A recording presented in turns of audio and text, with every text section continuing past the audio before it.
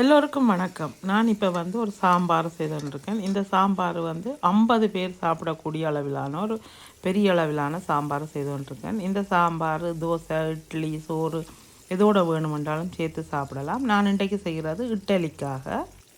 சாம்பாருக்கு தேவையான பொருட்கள் எல்லாத்தையும் சேர்த்து தாளிச்சிட்டு அதுக்கு நான் இப்போ புளி சேர்க்கிறேன், பழப்புளி சேர்க்கிறேன்.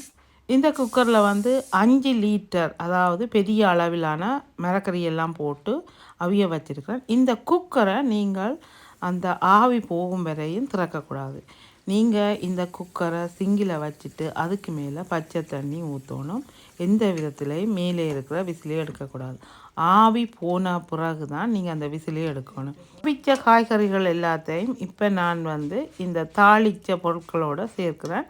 அப்படியே தூக்கி ஊற்றினீங்கள்னு சொன்னால் உங்களுக்கு முகத்தில் பறக்கிறதுக்கு வாய்ப்பு இருக்குது. அதனால் முதல்ல பெரிய ஒரு கரண்டியால் கொஞ்சம் கொஞ்சமாக அள்ளி தாளித்ததோடு சேர்க்கிறேன்.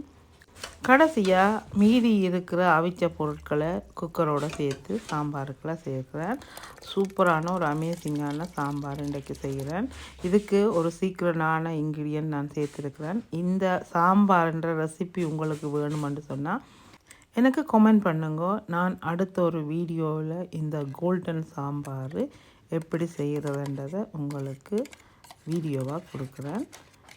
கடைசியாக இந்த சாம்பாருக்கு ஒரு சில பொருட்களை சேர்த்து அரைச்சி இதோட சேர்த்துருக்கிறேன். இந்த சாம்பாருக்கு மிக முக்கியமானது நான் இப்போ அரைச்சி போடுற இந்த பொருட்கள் தான்.